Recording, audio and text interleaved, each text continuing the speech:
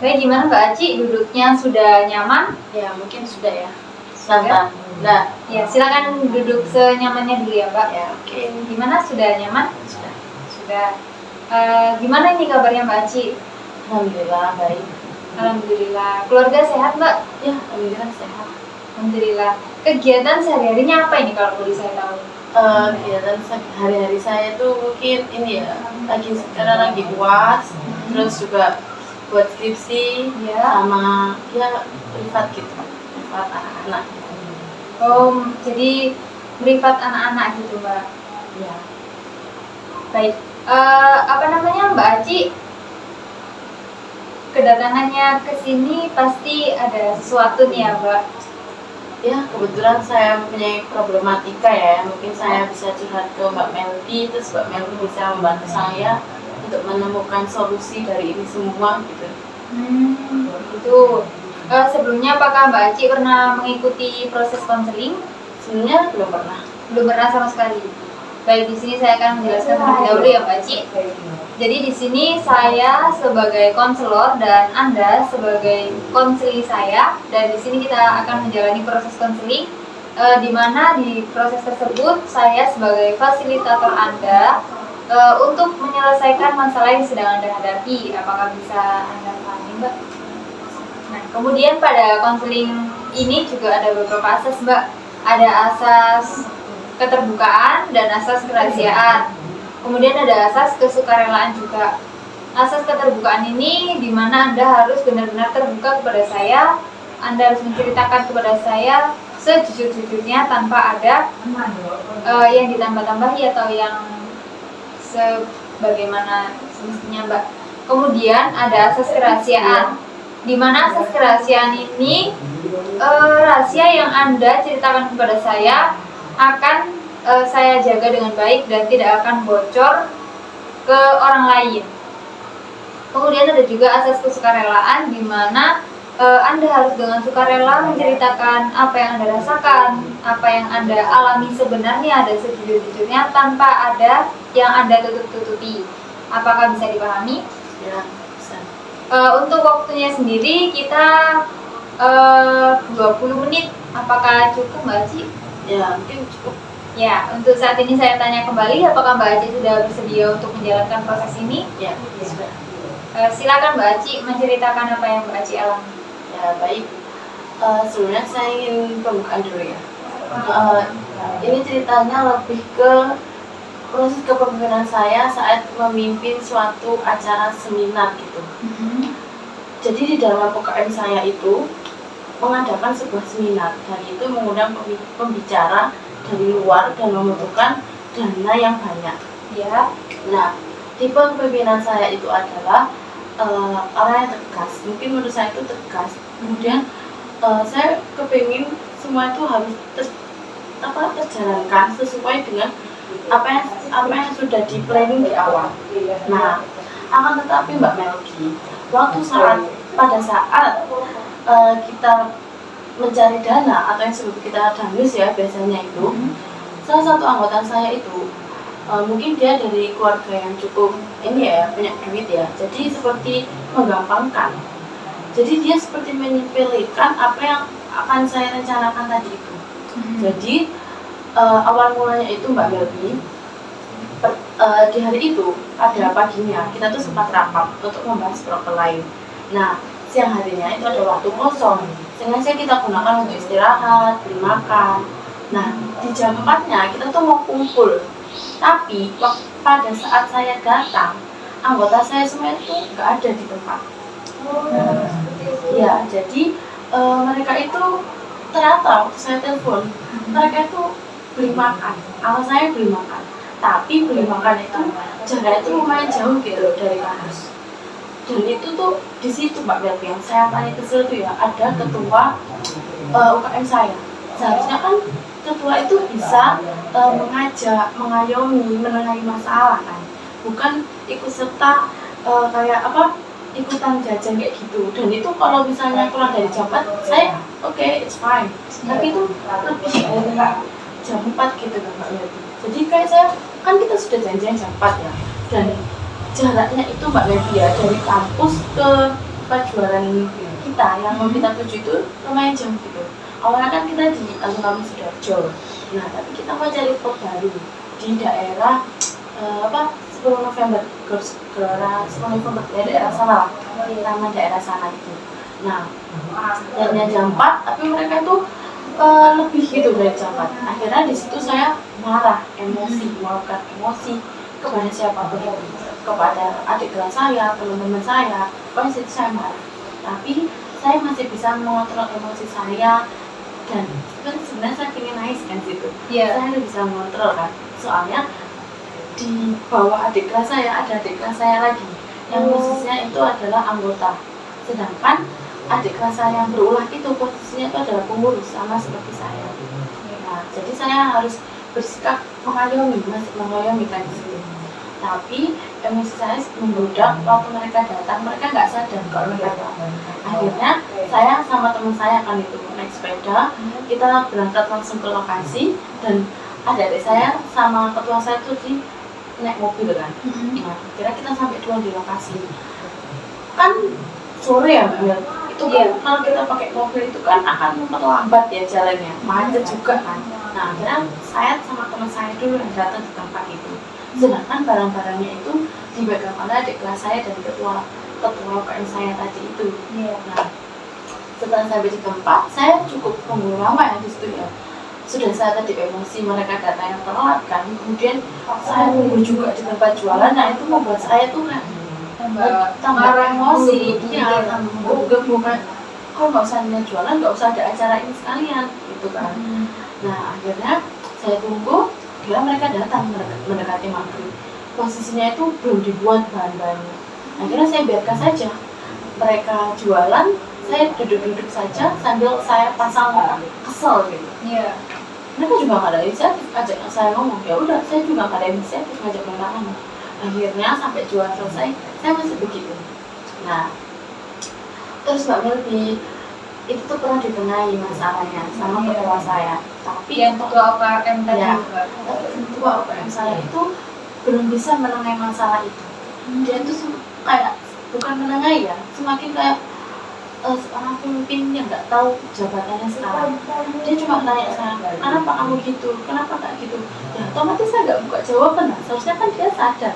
Sebagai ketua UKM kan dia harus bisa mengarahkan anggotanya. Kan itu kalau misalnya kita nggak tepat waktu, otomatis makan waktu kan, jualannya juga nggak maksimal kan gitu. Nah, ketepatan tuh malam minggu Mbak Melby kan lumayan lah kalau kita jualan dulu terus kita tambah-tambahkan, itu kan lebih banyak yang beli. Nah, tapi kalau kita telat sedikit kan yang beli. Nah, akhirnya waktu ngumpul masalah itu, saya dikumpulkan sama teman-teman saya, sama ketua umum saya. Jadi teman saya tuh ada yang kayak drama nangis gitu kan. Saya enggak pengen hati saya tuh biar kan kayak gitu kan posisi saya lagi amarah kan. Nah, kayak teman saya nangis tuh kayak memancing saya biar hati saya tuh lembut gitu kan. Biar enggak terus emosi kan. Tapi saya enggak bisa. Terus saya sudah jengkel sama ketua UKM saya, sama anggota-anggota saya, apalagi sekretaris saya itu benar-benar nggak tahu diri banget. Seharusnya kan dia sekretaris, dia yang buat proposal. Inisiatif dia buat proposal itu sangat kurang gitu. Sudah tahu salah, nggak ada inisiatif. Selalu alasannya itu kayak, maaf ya mbak, aku lagi kuliah. Mohon maaf, yang kuliah bukan dia doang, kita semua juga kuliah kan. Kita semua juga ngeluarin biaya, bukan dia doang kan. Nah, terus akhirnya malam itu masalah itu belum selesai. Sampai akhirnya saya disuruh teman saya kan untuk datang ke tempat, kan waktu itu rapat ya sama adik anggota-anggota saya itu. Akhirnya saya ikut rapat Mbak Mel. Waktu rapat itu saya ya posisi saya marah, saya juga acuh. Saya pakai headset, saya dengerin lagu sebesar-besarnya, jadi saya nggak dengerin apa isi rapat itu tadi. Nah, tapi emosi saya itu berjalan berapa minggu ya? 2 minggu atau semingguan lah. Kemudian saya sadar kan, karena sudah mendekati acara. Tapi Mbak, dengan adanya emosi itu tadi, anggota saya itu bergerak. Yang awalnya si bagian pendanaan yang cari dana ini, dia lelet cari dananya.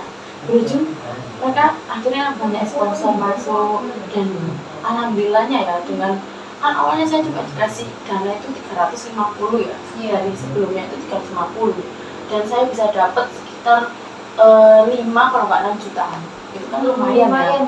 Iya, 5, 8 berapa ya, pokoknya cukup buat pembicara, moderator, dan juga ada konsumsi, dan itu ada sisanya sekitar 3 jutaan mungkin ya, 3 jutaan, 1,5 juta itu buat tahun depan. Itu kan lumayan ya Mbak Melvi ya, buat tahun depan, buat anggota saya yang selanjutnya itu.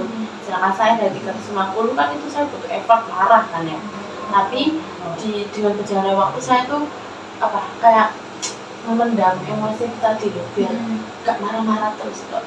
Jadi emosi saya yang berubah dari marah, jadi saya biarkannya itu bukan saya biarkan ya sekarang buat melakukan itu, bukan. Jadi kayak masih dipantau, tapi nggak terlalu intens, nggak marah-marah, nggak ngamuk, nggak ini. Nah, udah kan akhirnya waktu hari H ya itu, kalau Mbak Mabel tahu ya, MC-nya itu ganti mendadak. Iya, gara-gara anggota saya yang adik kelas tadi itu dia sakitnya dia nggak berani bilang mamanya jadi nelfon pihak dari kita suruh gantiin, soalnya anaknya sakit. Berujung akhirnya ganti MC-nya mendadak di hari. Berhubung saya sudah kecewa ya, saya sudah kayak jengkel, kayak kemarin mereka kayak gitu kan, akhirnya saya biarkan, ya udah terserah, akhirnya mereka handle. Akhirnya acara berjalan lancar. Nah, tapi Mbak Melvi, sebelum itu Mbak, saya tuh punya teman. Iya. Awalnya itu Mbak ya, dia itu kayak ikut campur, kayak ikut serta buat acara ya, buat itu tadi, buat melaksanakan acara prokernya tadi. Jadi dia melakukan job desk dia. Nah, tapi yang bikin saya jengkel itu pada saat harian, kan pulang pergi kan dia sama saya. Iya. Tapi waktu pulang Mbak, dia tuh nyuruh saya buat nganterin saya ke Koreng. Karena dia di sana dijemput acaranya. Nah, waktu saat dijemput acara dia bilang, iya aku besok datang. Tapi kalau Mbak Melvi tahu ya, waktu hari H itu dia nggak datang, buru-buru datang. Joinnya itu telat. Acara sekitar jam 9, dia join jam 11. Oh, telat 2 jam berarti ya? Iya, dengan wajah tanpa dosa dia bilang, maaf ya aku ketiduran. Ternyata dia staycationnya dengan itu cowoknya. Ya, itu gak membuat saya jengkel. Akhirnya saya dendam sama dia Mbak Melvi. Betul. Iya, akhirnya saya dendam dengan dia. Saya berniatan untuk membalaskan dendam saya pada saat acara selanjutnya. Dan kebetulan acara selanjutnya itu yang megang dia, ketuanya dia. Kan tinggal 2 acara lagi kan, acara yang saya pegang sama dipegang teman saya tadi itu. Saya balas dendam. Nah, sudah kan acara selesai, evaluasi acara saya selesai. Akhirnya beberapa hari kemudian kita bahas acara selanjutnya. Di acara selanjutnya saya balas dendam, dimulai dari rapat. Dia juga jarang-jarang ikut kan. Saya jarang ikut, jarang-jarang komen. Sekali komen saya sarkas ke dia. Akhirnya dia marah, terpancing emosi. Jadi di Zoom itu kayak rapatnya tuh sambil emosi ya, sambil ya gitulah, tahu kan sih kan gimana langsung kayak emosinya itu gak terkontrol.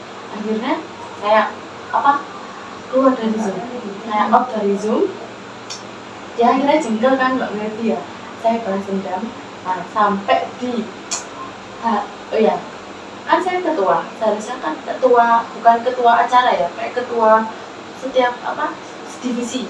Nah, dari divisinya kan saya kebetulan tuh ketua Mbak salah itu, humas bukan humas. Kan humas itu kan penting ya, kayak nyebar undangan, terus buat daftar hadir. Nah, saya di situ nggak bagi job desk saya ke anggota saya biarkan. Akhirnya dia emosi, dia minta tolong ke ininya, kan dia punya sekretaris bendahara ya, dia minta tolong ke sekretaris sama bendaharanya yang buat tim. Terus dia mengolok-olok saya sampai hari H pun kayak gitu.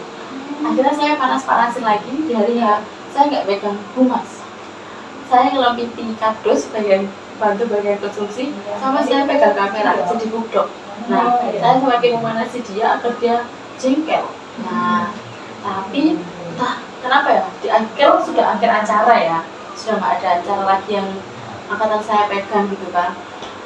Ya udah, akhirnya oh iya, saya juga blok dia blok saya ngeblok dia, jadi blok-blokan gitu ya. blokan ya, kita udah nggak kontak-kontakan lagi, udah baik. Jadi waktu acara ya udah diem-dieman aja, nggak ngomong banyak, padahal sebelumnya kita tuh intens gitu loh, gak sering ngobrol. Tapi gara-gara saya membalaskan dendam saya, akhirnya jadinya kayak gitu. Dendam saya tuh gara-gara ya itu tadi loh, dia kok enak banget bisa bisa angkat tangan dari job saya, sedangkan kok saya nggak boleh, saya di kayak tambah di marah-marahin, tambah kayak diolok-olokin, itu kan kesel ya. Oh, berarti di sini Mbak Aci mengalami permasalahan dengan teman kampusnya ya, yang dimana di situ temannya Mbak Aci itu tidak kurang pergerakannya kalau Mbak Aci tidak marah-marah terlebih dahulu. Kemudian di situ juga Mbak Aci merasakan yang pertama ya kecewa sama teman-teman, kemudian akhirnya marah, jengkel, dan akhirnya ada perasaan dendam tadi ya Mbak. Apakah betul seperti itu? Iya, benar banget. Di situ apa saja yang Mbak Aci rasakan pada saat apa yang perasaan Mbak Aci, perasaan apa yang Mbak Aci rasakan yang Mbak Aci pikir itu sangat menggebu-gebu? Ini ya lebih kayak aku sudah melakukan kayak gini, terus kamu kok gak gitu, lebih ke egois mereka tinggi ya menurut saya. Rasa egois mereka tinggi, akhirnya mereka mementingkan kepentingan pribadi. Oh ya, sebelumnya ada juga teman saya tuh bilang itu jarang ikut rapat. Dia beralasan kalau dia itu lagi fokus kuliah, karena dia pikir dia doang yang kuliah. Dengan dia ngomong gitu, EPK-nya dia tuh lebih tinggi gitu dari kita semua. Jadi dia seakan-akan aku tuh lagi kuliah, jangan ganggu aku gitu kan. Semuanya kan kuliah ya Mbak Melty. Karena saya di sana cuma disuruh jadi ini doang, surah-suri doang, enggak kan? Iya. Jadi di posisi seperti itu Mbak Aci merasakan marah ya Mbak? Marah? Dendam? Ya dendam ada? Saya tadi ya? Iya. Saya buktikan dendam saya. Seperti itu ya. Kemudian saat Mbak Aci dendam tadi, Mbak Aci bilang Mbak Aci melakukan pembalasan dendam di acara selanjutnya, seperti itu ya Mbak? Apakah benar? Iya, benar. Ya, benar ya, seperti itu berarti. Kemudian di sini, apa yang Mbak Aci inginkan untuk kedepannya? Mungkin saya ingin mereka itu sadar ya, itu tuh acara bareng-bareng gitu, bukan acara saya sendiri. Terus sadar juga kalau saya itu semuanya juga punya, gak dia doang yang punya. Semua juga butuh healing, gak dia doang yang punya healing gitu. Mungkin di waktu yang tepat. Betul. Tepatnya kayak gitu. Kemudian untuk dirinya Mbak Aci sendiri, apa yang Mbak Aci inginkan untuk dirinya Mbak Aci sendiri? Mungkin saya lebih bisa menahan emosi saya ya. Emosi saya itu udah menggebu-gebu itu, saya akan berubah jadi bodoh amat. Akhirnya saya lepas tangan. Nah itu emosi saya kan beranjak seperti itu nanti ujungnya. Gitu. Berarti di sini Mbak Aci pengen ingin emosinya Mbak Aci yang menggebu-gebu itu bisa lebih terkontrol gitu ya. Kemudian untuk sebelumnya, apakah sebelumnya juga pernah mengalami hal yang sama? Sebelumnya saya juga pernah sih, tapi di saat saya sudah mulai menggerak gitu ya, anggota-anggota saya tuh sudah bergerak gitu sesuai dengan job desk yang tadi. Mungkin lingkungan juga ya mempengaruhi. Dulu saya di lingkungan yang ya memang itu sangat organisir gitu lah. Dan untuk menjadi sebuah organisasi, untuk melakukan sebuah acara itu tuh orang yang dipilih, bukan orang yang kepaksa. Jadi saya tuh sekarang bersama dengan orang yang kepaksa untuk ikutin acara kayak gitu. Misalnya di situ ada poin soft skill Mbak Melty. Jadi kita harus memenuhi poin soft skill tadi buat bisa mengerjakan skripsi gitu. Seperti itu. Jadi baru kali ini ya Mbak Aci merasakan hal yang seperti itu. Benar. Baik, kemudian di sini apakah Mbak Aci menginginkan teman-temannya Mbak Aci ini bisa berjalan sesuai keinginannya Mbak Aci, seperti kayak kamu harus seperti ini nih, apakah benar seperti itu? Iya, benar. Iya, soalnya keinginan saya tuh menurut saya itu sesuai gitu loh. Soalnya saya juga gak menyalahi kan kayak gitu, sesuai dengan apa tujuan awal tadi kan. Ya berarti apa namanya? Di sini kayak Mbak Aci menginginkan bahwasanya teman-temannya Mbak Aci ini ya harus sesuai dengan Mbak Aci tadi, dan ya udah pokoknya namanya kita tim harus sama. harus apa namanya, harus sama gitu. Ya, sama. Kalau untuk dirinya Mbak Aci sendiri, apakah dalam diri Mbak Aci ada tuntutan kayak misal pokoknya saya harus melakukan hal ini sesempurna mungkin, atau bagaimana Mbak? Apakah pernah ada pemikiran seperti itu? Sebenarnya saya tuh gak sempurna ya, tapi saya nuntut itu gini, saya kan mau mengadakan acara, kalau gak ada dana gimana? Gak ada dana, terus main belum terkonsep, kayak gini-gini, itu kan sangat tidak mungkin ya Mbak Medi. Nanti kalau ada dana saya nggak bisa biaya pembicara, nggak bisa atur konsumsi, moderator gimana biayanya, dari sewa Zoom, itu kan nggak mungkin ya Mbak Medi. Terus kalau misalnya dari divisi pubdoc itu nggak gerak juga kan susah ya, itunya nggak terorganisir juga. Nah, lebih bukan kesempurnaan sih, kerjasamanya untuk menjalankan acara itu. Oh baik, berarti yang di sini yang saya pahami, Mbak Aci intinya Mbak Aci menginginkan teman-temannya itu memahami job desk masing-masing, memahami apa yang harus dilakukan untuk kedepannya, seperti itu Mbak, betul? Benar. Baik.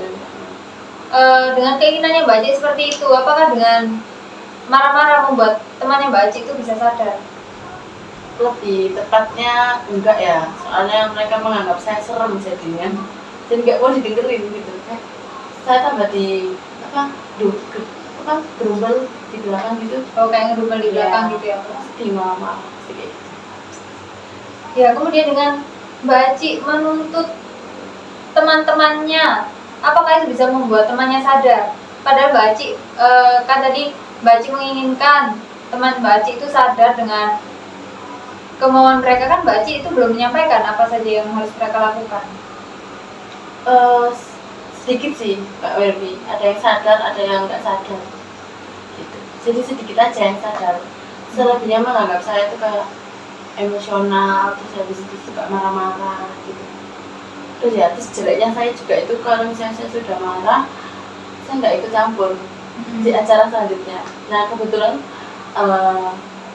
sebelum acara terakhir itu adik saya kan jadi ketua, itu mereka menetapkan ketetapan, saya nggak ikut, jadi kayak saya sudah bodo amat lah. Mereka menganggap saya sih, ini orang pasang kemarin nyuruh dia tepat waktu, kok dia nggak datang, kok dia nggak tepat waktu gitu. Memangnya dengan Mbak Aci marah, Mbak Aci merasa benar kayak enggak? Ya. Nah, Mbak Aci sudah menyadari bahwasannya dengan marah-marah itu tidak benar. Apakah dengan marah juga masalah juga selesai?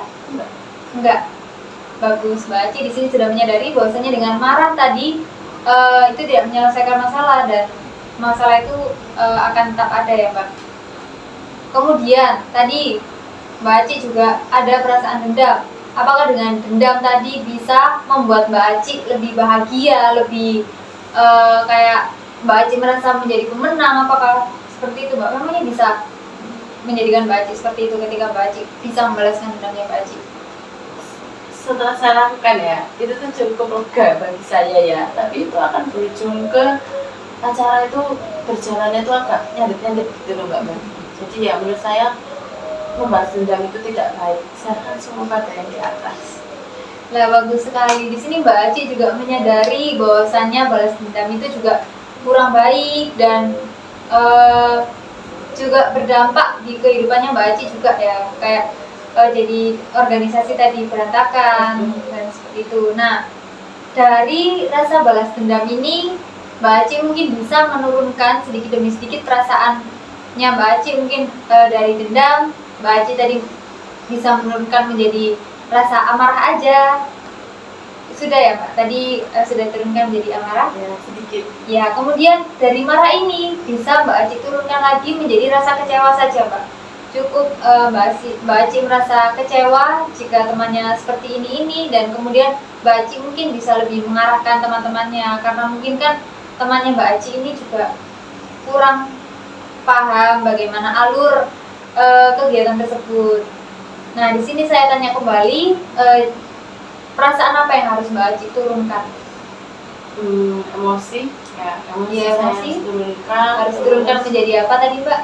mungkin ke tahap rendah jadi kecewa ya. Ya, Cuman kayak berundel, jadi saya harus tahan rasa kecewa itu, jangan diungkapkan lah untuk kebaikan bersama, untuk jalannya sebuah acara tadi ya. Saya harus menurunkan rasa amarah itu tadi untuk menjadi kecewa saja bagi diri saya, meskipun sakit ya Mbak Mevi ya. berarti di sini Mbak Aci sudah bisa ini ya Mbak, bisa menyadari bahwasannya dendam itu kurang baik dan mungkin bisa lebih diturunkan lagi, mungkin jadi marah, kemudian marah tersebut bisa diturunkan menjadi rasa kecewa saja gitu ya Mbak. Baik, nah karena di sini Mbak Aci sudah menyadari bahwasannya Mbak Aci cukup menurunkan menjadi rasa kecewa aja. Ya mungkin memang di situ Mbak Aci sedikit menggerundel ya, ya udah gak apa-apa kalau memang harus seperti ini. Mungkin rasa gerundel tadi bukannya gak boleh marah ya Mbak, tapi Mbak Aci boleh kecewa. Cuman kalau misal ada temannya yang kurang sesuai dengan Mbak Aci, kurang sesuai dengan apa yang Mbak Aci tuntutkan tadi, ya sudah cukup Mbak Aci rasa kecewa tadi. Dan yang harus Mbak Aci ketahui, tiap orang kan tidak harus menuruti apa yang Mbak Aci mau, dan tidak semua orang tahu apa yang Mbak Aci mau. Betul seperti itu ya Mbak? Ya betul. Ya, di sini mungkin ada yang ingin Mbak Aci sampaikan lagi kepada saya, ada yang masih mengganjal atau yang kurang pas di hatinya Mbak Aci. Ya mungkin sudah cukup ya Mbak Melvi. Saya jadi mengambil intisari untuk menghadapi sebuah masalah itu. Kebetulan saya juga rada temperamen ya orangnya ya. Jadi saya benar kata Mbak Melvi tadi, saya menurunkan rasa amarah, dendam kan. Amarah itu kan membuat saya menjadi dendam kan. Iya betul. Nah, dendam saya bisa turunkan jadi rasa amarah. Nah, amarah tadi saya bisa turunkan jadi kecewa kan, Banyak kecewa ya, saja. hanya kecewa saja kan. Dan mungkin dengan saya mengambil sikap itu, saya bisa menghadapi kehidupan saya lebih baik lagi. Ya, mungkin lebih bisa santai dan Ya. tidak terlalu menggebu-gebu gitu ya Mbak. Ya, Ada yang ingin disampaikan lagi mungkin Mbak? ya, sudah cukup. Sudah? Ya. Baik, untuk penutupan sesi konseling pada hari ini, apakah Mbak Aci bersedia saya monitoring? Jadi nanti saya beri tugas kepada Mbak Aci, dan Mbak Aci harus kembali lagi minggu depan untuk sesi konseling kedua untuk menceritakan bagaimana perubahan-perubahan yang Mbak Aci alami. Apakah Mbak Aci bersedia untuk saya monitoring? Seperti Mbak Melvi akan menunjukkan arahan-arahan yang lebih tepat ya, Iya. dalam menghadapi masalah yang kayak sebelumnya tadi itu ya. Iya, nanti saya tanya kembali apakah Mbak Aci sudah berhasil untuk Ya, mempraktekkan hal tersebut. ya, siap. Siap, baik. Jika seperti itu mungkin konseling pada hari ini bisa kita akhiri ya Mbak, karena sudah 20 menit. Saya ucapkan terima kasih atas Ya, keterbukaannya Mbak Aci. Terima kasih kembali Mbak Melvi.